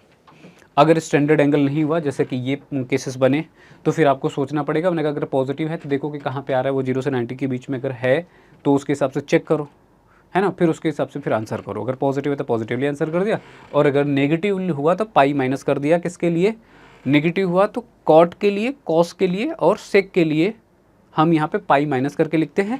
और अगर बात साइन की होती तो हम सिर्फ उसको माइनस के साथ लिख देते। बात अगर टेन इनवर्स की होती तब उसको सिर्फ माइनस के साथ लिख देते अगर निगेटिव होता तो आर्गुमेंट में, और अगर कोसेक के लिए भी क्या करते, सिर्फ निगेटिव के साथ लिख देते। तो इतनी बात क्लियर है सबको, राइट। अगर स्टैंडर्ड एंगल पे तो कोई दिक्कत ही नहीं है, वो तो फिर उसके हिसाब से पाई माइनस उसको करके लिखो, है ना। तो वो क्योंकि वहाँ पे तो स्टैंडर्ड एंगल होगा, तो हम ये एंगल मुझे मिलेगा कुछ ना कुछ, इसको निगेटिव करूँगा तो जो भी आंसर आएगा। तो ये कहानी है कि अगर मुझे जब किसी भी पर्टिकुलर वैल्यू की निकल बतानी हो तो मैं सीधा कैसे देख के बता सकता हूँ। तो जैसे कि अगर फिर से मैं वापस चलूँ इन सारे क्वेश्चंस के लिए, है ना। अब जरा इन पर जरा फटाफट समझते हैं। हमने कहा कि अगर मैं बात करूँ tan इनवर्स -1 के लिए, तुमने कहा कि क्या देखोगे, एंगल दिख रहा है 1, आर्गूमेंट दिख रहा है इसका सॉरी 1 दिख रहा, 1 कहाँ पे मिलता, π/4 पे। अगर पॉजिटिव होता तो सब तो सीधा सीधा मैं π/4 लिखता है इसका आंसर, लेकिन नेगेटिव है तो क्या करा मैंने, नेगेटिव लगा दी। कोई दिक्कत, कोई दिक्कत नहीं, ठीक है जी। चलो आगे आ जाओ, यहाँ पे आओ। कॉस इनवर्स है, माइनस का 1/2 है। हमने कहा किसके हिसाब से सोचो, 1/2 के हिसाब से। 1/2 कहाँ पे मिलता है कॉस इनवर्स के लिए, अगर आप सोचोगे तो आपको पता चलेगा कि 60 डिग्री, 60 डिग्री कहने का मतलब π/3। तो अगर मैं सिर्फ पॉजिटिव के हिसाब से सोचता तो सिर्फ मैं π/3 लिखूंगा, लेकिन क्योंकि नेगेटिव है, तुमने कहा कि कॉस के लिए, कॉट के लिए, सेक के लिए क्या करते थे, इसको पाई माइनस करके लिखते थे, और पाई माइनस π/3 करोगे तो यहाँ पे मिलेगा 2π/3, ख़त्म बवाल। ठीक बात है, आगे चलो। कॉट इनवर्स पे आ जाओ, निगेटिव है फिर से, क्या है, निगेटिव है फिर से, और ये क्या है, कॉट इनवर्स माइनस का 1/√2 किस एंगल पे मिलता है, तो √2। इसकी वैल्यू फिर आपको पर्टिकुलरली सॉल्व करनी पड़ेगी कि ये कहाँ पे बिलोंग कर रहा है, कहाँ पे बिलोंग कर रहा है। और कॉट की वैल्यू होती क्या है, तो हमने कहा कि इन्फिनिटी से स्टार्ट होती है और कहाँ तक जाती है, 0 तक जाती है, राइट। इन्फिनिटी से स्टार्ट होकर 0 तक जाती है ना। चलो, तो हमने कहा कि 1/√2 के हिसाब से देखो, कैलकुलेटर फिर इसके लिए यूज़ करना पड़ेगा हमें। चलो, कैलकुलेटर तो अभी मेरे पास नहीं है, बट और बाकी वैल्यूज़ के लिए बात कर लेते हैं। तो और कोई वैल्यू जो एग्जैक्टली मुझे पता हो, जैसे कि यहाँ पे लिखा हुआ है tan इनवर्स, क्या लिखा हुआ है, तो यहाँ पे लिखा हुआ है कि tan इनवर्स -3। अब tan की वैल्यू का मुझे आइडिया है कि 0 से स्टार्ट होता है, और इसके बाद आपको क्या मिलता है, π/4 पे 1 मिलता है, इन्फिनिटी पे यहाँ पे 90 होता है। √3 बात करेंगे यहाँ पे साइन बटा कॉस करेंगे तो 1/√2 और √3/2, तो यहाँ पे मिलता है आपके पास 1/√3, और यहाँ पे मिलता है आपके पास सिर्फ और सिर्फ √3, राइट। ये होती है tan के लिए वैल्यूज़। और अगर मैं इस 3 के हिसाब से सोचूं कि मुझे वैल्यू कहाँ पे मिलेंगी, तो ये वैल्यू कहीं ना कहीं यहाँ पे बिलोंग कर रही होगी, √3 के बाद, इन्फिनिटी के पहले, राइट। हमने कहा कि ठीक है, निगेटिव है, एग्जैक्ट कोई वैल्यू नहीं है, तो हमने कहा कि एग्जैक्ट कोई एंगल नहीं मुझे पता है कि ये किस पे मिलेगा, तो हमने कहा कि अगर पॉजिटिव है तब तो कोई दिक्कत नहीं थी। नेगेटिव था तो हमने कहा कि tan इनवर्स के लिए क्या लिख दिया था, इसी को सिर्फ माइनस करके लिख दिया, तो हमने कहा कि इसको लिख दिया tan इनवर्स ऑफ यहाँ पे 3, राइट है। ज़्यादा मेहनत करने की ज़रूरत पड़ी क्या, नहीं। तो ये सिंपल क्या हो गया, इसका आपके पास आंसर होगा। बाकियों के लिए सेम लॉजिक यूज़ करो। कोसेक इनवर्स है, -2 की बात कर रहा है, हमने कहा कि कोसेक में 2 किस एंगल पे आएगा, तो आपको पता है कि ये साइन का रेसिप्रोकल होता, तो ये आएगा आपके पास 30 डिग्री पे। कहाँ पे आएगा, 30 डिग्री पे। अब 30 डिग्री पे सीधा मैं π/6 लिख देता है इसका आंसर, लेकिन क्योंकि ये निगेटिव है तो कोसेक के लिए क्या करते हैं, कोसेक के लिए, साइन के लिए और tan के लिए सिर्फ माइनस लगा देते हैं, ख़त्म बात, हो गया आंसर। सेम लॉजिक से आप इनमें से किसी की भी बात करके किसी की वैल्यू निकाल सकते हो, तो चाहे वो स्टैंडर्ड पे हो चाहे वो नॉन स्टैंडर्ड पे हो, आपको वो वैल्यूज़ को देखना पड़ेगा, राइट। होपफुली आप लोगों को ये बातें मेरी एकदम क्रिस्टल क्लियर समझ में आ रही है कि ये देख के अगर एक लाइन में मुझे आंसर करना हो तो मैं कैसे आंसर करूँगा। और अगर इतनी बातें समझ में आ गई हैं तो चलते हैं नेक्स्ट क्वेश्चन पे। अब जब नेक्स्ट क्वेश्चन पे आते हैं तो इसका मुझे रिलेवेंस समझ में आता है। हमसे कह रहा है कि ये तीनों की वैल्यू सम करके चाहिए, मुझे ये वैल्यू चाहिए। अब सवाल ये है कि अगर मैं इंडिविजुअली बाई प्रोसीजर सबको सॉल्व करने बैठूं तो फिर मुझे लगेगा टाइम। अच्छा, ये बात इस बात पे भी डिसाइड करना कि कितने नंबर में पूछा गया है। ऑब्जेक्टिव अगर है तो टिक मारा आगे बढ़े, सब्जेक्टिव है वेरी शॉर्ट में है, शॉर्ट में है तो उसके हिसाब से आंसर करनी है। अगर ये क्वेश्चन मेरे पास लेट्स से कि मेरे पास शॉर्ट आंसर में गिवन है, मैं एक लाइन में आंसर मार के जाऊँगा, नंबर नहीं देगा टीचर आपको, इतना याद रखिएगा। तो मेक श्योर कि अगर ये आपसे पूछा जा रहा है कि शॉर्ट आंसर टाइप में क्वेश्चन है तो आपको लेंथ भी उसी तरीके से, फिर आपको एक एक करके सॉल्व करके सबको ऐड करनी है, इसलिए वो 3 नंबर दे रहा है आपको, है ना। नहीं तो फिर 1 नंबर मिल जाएगा 3 नंबर के क्वेश्चन में। करने के लिए हमने कहा कि हमने ये वैल्यू भी इवैल्यूएट करवाई आपसे, ये भी करवाया, ये भी करवाया। तो अगर इनमें से किसी एक को प्रोसीजरली फिर से सॉल्व करना तो फिर से वाई मानो, फिर उसके लिए फिर एंगल निकालो, उसके प्रिंसिपल वैल्यू ब्रांच में वो लिखो, फिर उसके बाद सॉल्व कर लो। अगर वो नहीं करना है, हमने कहा कि हमने जो एक लाइन वाला प्रोसीजर समझा ऑब्जेक्टिव के लिए, ये ऑब्जेक्टिव तो नहीं है बट मैं दोनों तरीके से इसको सॉल्व करवा देता हूँ। हालांकि समझ तो गए होगे इतनी बातें, अगर मेरी बात को सुन रहे हो तो हमने कहा कि अगर मैं यहाँ से सॉल्व करता तो ये 1 है, कहाँ पे एंगल मिलता है, π/4 पे, पॉजिटिव है तो सीधा π/4 इसका आंसर हुआ, इसकी प्रिंसिपल वैल्यू ब्रांच में आएगा। यहाँ पे कॉस है, माइनस का 1/2 है, 1/2 के हिसाब से सोचो 60 डिग्री पे मिलता है 1/2, राइट, मतलब 60 डिग्री मतलब π/3। अगर ये पॉजिटिव होता तो मैं π/3 ही इसका आंसर लिख देता, लेकिन ये है निगेटिव और जैसे निगेटिव आता तो हम क्या करते हैं, पाई माइनस करके लिखते हैं। तो ये हो गया मेरे पास पाई माइनस करके। आगे आ जाओ, साइन पे आ जाओ, -1/2 लिखा हुआ है, कहाँ पे होता 1/2, 30 डिग्री पे, 30 डिग्री मतलब π/6। अगर पॉजिटिव होता तो सिर्फ मैं पॉजिटिव लिख देता π/6, नेगेटिव है तो सिर्फ नेगेटिव लगा दो उसके साथ। किसके किसके लिए करते थे, साइन के लिए, टैन के लिए और कोसेक इन्वर्स के लिए, तो यहाँ पे लगा दिया मैंने नेगेटिव। सम कर लो, हो गया सॉल्व। तो अगर मैं इसको सॉल्व करके लिखूं तो ये क्या आएगा, इसको सॉल्व करोगे तो ये 2π/3 आ जाएगा और ये माइनस का π/6 आएगा।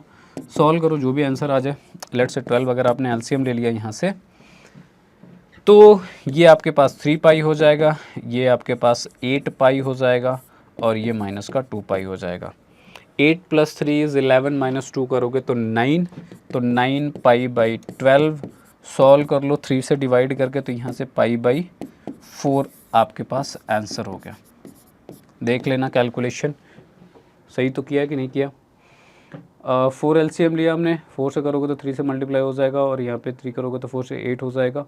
6 ट्वाइस में -2, 8 + 3 = 11 - 2 9 और 3 से डिवाइड करा तो ये, अच्छा सॉरी, ये 3 आएगा और ये 4 आएगा तो ये एक्चुअली में 3π/4 आएगा, 3π/4 और ये मेरे पास क्या होगा, आंसर हो गया, राइट। अब अगर इसको मैं इंडिविजुअली करता एक एक को, π/4 का जैसे निकाला तो हमने कहा कि π/4 के लिए शायद मैंने सॉल्व तो किया था, π/4 के लिए शायद हमने सॉल्व किया था, कहीं पे नहीं किया था, बट मान लो साइन माइनस का 1/2 के लिए तो किया था ना। तो ये पूरा लिखता मैं, माइनस के 1/2 के लिए पूरा इस तरीके से सॉल्व करके, माइनस का π/6 यहाँ पे आंसर आया था। और जब मैंने यहाँ पे एक लाइन में बताया तो यहाँ पे भी आपको समझ में आना चाहिए कि यहाँ पे भी माइनस का π/6 ही था, कुछ अलग तो नहीं था ना बेटा, दोनों से सेम आंसर आए हैं। तो होपफुली यू गेटिंग मी। और अगर मुझे आप समझ पा रहे हो तो हमने कहा कि आंसर करने में आपको कोई बहुत तकलीफ नहीं होने वाली है।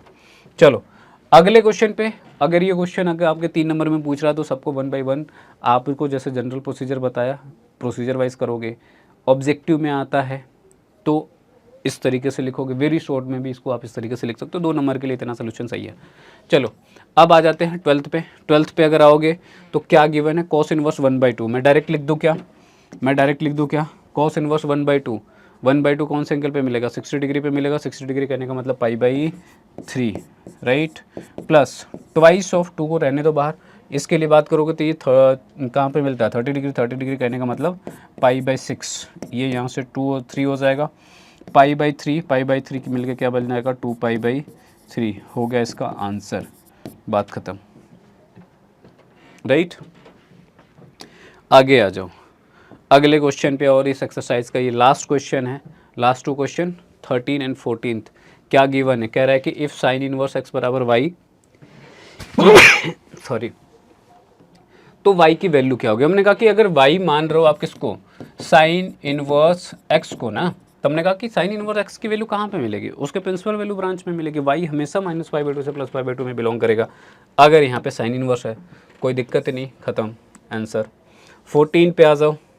14 पे बात करनी है तो tan √3 की बात करा, tan इनवर्स √3 √3 कहाँ पे मिलता है आपको? 60 डिग्री पे। 60 डिग्री कहने का मतलब π/3 पॉजिटिव है, डायरेक्टली लिख दिया, कुछ करने की ज़रूरत नहीं। सेक इन्वर्स पे आ जाओ। Sec inverse is what? Sine का कॉस का रेसिप्रोकल होता है, ये भी 60 डिग्री पे मिलता है। तो एक तो पहली बात तो बीच में माइनस, इसलिए मैंने माइनस लगा दिया। और यहाँ पे मैं सोचूं सेक इन्वर्स है, 60 डिग्री पे ये वैल्यू मिलती है मुझे, राइट? 60 डिग्री कहने का मतलब π/3। और क्योंकि ये निगेटिव है तो साइन के सॉरी कॉस के लिए, कॉट के लिए, सेक के लिए क्या करते हैं? पाई माइनस करके लिखते हैं। तो ये बनेगा पाई माइनस π/3। और इसको जब सॉल्व करोगे तो क्या मिल जाएगा आपको बेटा? सॉल्व करोगे तो क्या मिलेगा? कर लो जो भी आ रहा है। तो हमने कहा कि ये है π/3 आपका, और इसको करोगे तो माइनस का 2π/3 आ जाएगा, राइट? 2π/3 सॉल्व किया तो यहाँ से मेरे पास आंसर क्या मिल जाएगा? ये बनेगा माइनस का π/3। कौन सा ऑप्शन है? B option is the correct. दोनों तरीके से मैंने जितनी भी पॉसिबिलिटीज़ थी वो सारी कवर करा दी। अब जिसने ध्यान से सुना है, पहली बात तो ये बात भी बताना कि जब इस तरीके के कॉन्सेप्ट हम लोग डील कर रहे होते हैं, है ना, तो लॉजिक बेस्ड है, ऑब्जर्वेशन बेस्ड है। प्रोसीजर भी मैंने करवाया, तो procedure you can follow similar way में, चाहे इनमें से किसी के लिए भी बात कर लो, you can follow the procedure, that is first option. Initially आप कुछ क्वेश्चंस बिल्कुल प्रोसीजर वाइज ही करेंगे, आप जाके वहाँ पे चेक करेंगे प्रिंसिपल वैल्यू ब्रांच में आ रहा है कि नहीं आ रहा, सबसे पहला काम। ये जब आपने कर लिया, थोड़ी सी एक्सपर्टीज़ आ गई, चीज़ें आपको समझ में आने लग गई, तो फिर हम क्या करते हैं कि हमने कहा कि थोड़ा सा क्विक पे भी आते हैं। फिर आपको जो मैंने शॉर्टकट मेथड बताया कि एक लाइन में एक देख के मुझे आंसर मारना हो तो मैं कैसे कर जाऊँगा, फिर आप उसको यूज़ करोगे। अब जब ये सीख लिया दोनों ही, तो हमने कहा कि फिर अपने हिसाब से डिसाइड करोगे किस सेक्शन में क्वेश्चन पूछा गया और फिर मुझे कितना आंसर करनी है, उस हिसाब से मैंने प्रोसीजर चूज़ करना है, राइट? होपफुली ये सारी बातें आप लोग समझ पा रहे हो। अच्छा, फिर एक बात ये भी आती है कि हमने ऐसा ही क्यों किया, पाई माइनस कर या पाई प्लस क्यों नहीं कर सकते थे? तो फिर उसके बाद वही सेम लॉजिक है, लॉजिक सिर्फ इतना ही है कि जैसे कि हम जनरली जो बात करते हैं, एक थोड़ा सा क्विक डिस्कशन और कर लेते हैं पहले तो इस पर। हमने कहा कि एक बहुत छोटी सी बात है बट एक भी समझते हैं, अच्छा है, ज़रा इसको समझने की कोशिश करते हैं। हमने कहा कि हमने आपको जो बताया, कॉट के लिए, कॉस के लिए, सेक के लिए पाई माइनस करवा रहे थे, साइन कॉस, साइन टैन और सेक के लिए नेगेटिव है तो नेगेटिव के साथ, पॉजिटिव तो पॉजिटिव के साथ। और अगर कॉस, कॉट और सेक भी अगर पॉजिटिव तो कोई दिक्कत नहीं, सेम वैल्यू लिख दो, यही कर रहे थे। ज़रा इस चीज़ को अगर समझने की कोशिश करोगे तो एक चीज़ मैं आपको बताता हूँ। हमने कहा कि अगर मैं बात कर रहा हूँ साइन के लिए, टैन के लिए, कोसेक के लिए, तो इंटरवल क्या था इनका, प्रिंसिपल वैल्यू ब्रांच क्या था बेटा? तो ये आपको समझ में आता है कि सर -π/2 से +π/2 था, राइट? हमने कहा कि वैल्यू आपको पॉजिटिव या तो मिल रही थी या तो निगेटिव मिल रही। तो अगर पॉजिटिव मिल रहा है साइन के लिए, टैन के लिए, कोसेक इनवर्स के लिए, तो हमने कहा कि ये फर्स्ट, अगर ये 0 से 90 के बीच में आपने सोचा कि किस एंगल पे वो वैल्यू दे रहा है, तब तो वो इसी में बिलोंग कर रहा है और ये प्रिंसिपल वैल्यू ब्रांच में ऑलरेडी है, मुझे कोई दिक्कत ही नहीं है, उसी एंगल को मैंने क्या बोल दिया कि वो आंसर हो गया। तो ये यहाँ पे था। नेगेटिव आया तो हमने कहा कि मुझे ये पता है कि चाहे साइन हो, टैन हो, चाहे कोसेक हो, नेगेटिव मुझे चाहिए, तो माइनस ऑफ थीटा करने से यहाँ पे मेरे पास क्या, साइन भी निगेटिव होता है, टैन भी निगेटिव होता है, टैन निगेटिव होगा आपके पास, साइन भी निगेटिव होगा और कोसेक भी निगेटिव होगा। आप यहाँ पे ऑब्जर्व करोगे तो आपके पास कॉस पॉजिटिव होता है यहाँ पे, राइट? कॉट निगेटिव होता है, ठीक है, क्योंकि हम लोग क्या लिखते हैं, ASTC। तो कॉस और सेक इसमें क्या होते हैं, पॉजिटिव हो जाते हैं आपके पास, कॉस और सेक यहाँ पे पॉजिटिव हो जाते हैं। तो माइनस लगाने का कोई लॉजिक नहीं बनेगा, पहली चीज़। और दूसरा, हमको चाहिए ही इसमें होता है, राइट? कहाँ से, फर्स्ट और सेकंड में चाहिए होता है। तो माइनस जब अगर टैन के लिए है, सेक के लिए, कोसेक के लिए, फिर कोई दिक्कत नहीं, क्योंकि ये इसके प्रिंसिपल वैल्यू ब्रांच में बिलोंग कर रहा है और tan minus of theta minus tan theta के बराबर होता है, तो कोई दिक्कत ही नहीं है। तो हमने कहा कि यहाँ पे कोई इशू नहीं था, इसलिए मैंने यहाँ पे सिर्फ इन तीनों के लिए नेगेटिव बता दिया। अगर मैंने बात करी कि हमने कहा कि अगर मेरे पास कॉस है, मेरे पास कॉट है और मेरे पास अगर सेक है, तो हमको वैल्यू क्या चाहिए, हमको पॉजिटिव है तो फिर तो ये फिर से पॉजिटिव के लिए तो ये फर्स्ट में ही आ जाएगा, तो पॉजिटिव के लिए तो फिर भी कोई दिक्कत नहीं थी। हमने कहा कि पॉजिटिव के लिए डायरेक्ट लिखो। अगर ये निगेटिव है यहाँ पे, राइट, यहाँ पे अगर ये निगेटिव वैल्यूज हैं, तो हमने कहा कि फिर हमको क्या करना पड़ेगा, फिर हमको देखना पड़ेगा कि निगेटिव के हिसाब से, है ना। और उसके लिए मैं कर क्या रहा था यहाँ पे कि हमने कहा इसको पॉजिटिव कंसीडर कर लो, माइनस साइन को छोड़ के बाहर आ जाओ। तो हमने कहा कि निगेटिव के लिए जब सोचना था तो फिर अगर मैं सोचूँ कि कॉस कहाँ कहाँ पे निगेटिव होगा, तो मुझे पता है कि कॉस यहाँ पे निगेटिव होगा, यहाँ पे निगेटिव होगा, राइट। तो अगर मेरे पास कहीं पे भी कॉस निगेटिव वैल्यू के लिए अगर मुझे सोचना है तो या तो मैं क्या करूं, पाई माइनस करके सेकंड में चले जाऊं, तब यहाँ पे मुझे निगेटिव मिल जाएगा, या फिर पाई प्लस करके चले जाऊं तो यहाँ पे निगेटिव मिल जाएगा। अब जैसे पाई प्लस करके मैं यहाँ पे गया, क्योंकि यहाँ पे पाई है तो पाई प्लस करोगे तो यहाँ पे जाओगे, और पाई माइनस करा तो यहाँ पे गए। पाई प्लस करके अगर मैं इसमें चला गया, राइट, तो ये इसके प्रिंसिपल वैल्यू ब्रांच के बाहर चला जाएगा, क्योंकि प्रिंसिपल वैल्यू ब्रांच 0 से पाई तक ही है, मुझे इसमें ही वैल्यू चाहिए। तो हमने कहा यार ये प्लस वाला बात बैठ नहीं रहा, हटा दिया, क्योंकि अगर मैंने लिख भी दिया तो टेक्निकली वैसे करेक्ट है, बट वो प्रिंसिपल वैल्यू ब्रांच में नहीं आएगा तो वो करेक्ट नहीं है। तो हमको वैल्यू तो उसकी प्रिंसिपल वैल्यू ब्रांच में चाहिए ना, इसलिए इसको मुझे यहाँ से हटाना पड़ गया, राइट। तो बचा क्या, हमने कहा कि फिर पाई माइनस करके बचा, पाई माइनस करके जब भी मैं इसमें नेगेटिव के लिए जाऊंगा वह यहाँ पे नेगेटिव मिल जाएगा, और ये इसके प्रिंसिपल वैल्यू ब्रांच में भी होगा, तो कोई दिक्कत ही नहीं है। तो हमने कहा कि क्यों झंझट पालना है, सिंपल याद रखा हमने इन सारी चीज़ों का। कंक्लूजन क्या था फिर, हमने कहा कि अगर साइन टैन कोसेक को एक साथ किया, पॉजिटिव तो पॉजिटिव लिखो, निगेटिव है तो निगेटिव माइनस करके लिख दो, ख़त्म बात।